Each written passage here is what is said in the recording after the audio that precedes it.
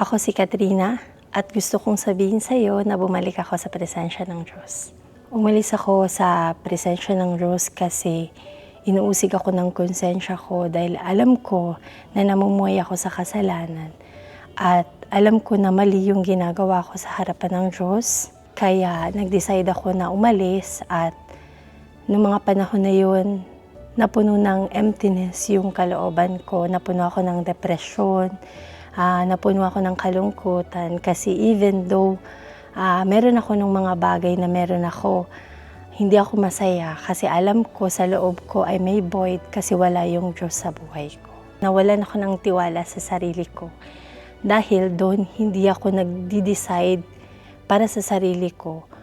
So hinahayaan ko na mag-decide ako, depende sa sasabihin ng ibang tao sa akin. So hindi ako nagiging ako. Hinahayaan ko na gawin yung mga bagay na ito para i-please yung iba. Bumalik ako kasi naalala ko yung salita na natutunan ko nung ako ay nasa presensya ng Diyos.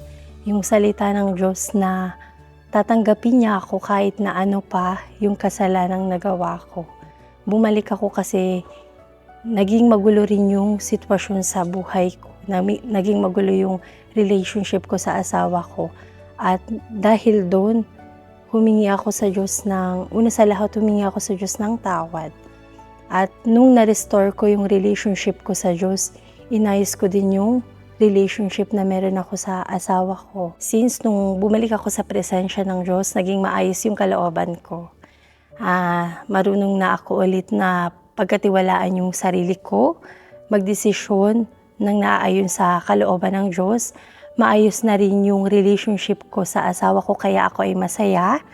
Kung ganito rin yung sitwasyon na meron ka, bumalik ka kasi may oras pa. Ngayong linggo ay Sunday of Return at iintayin ka namin.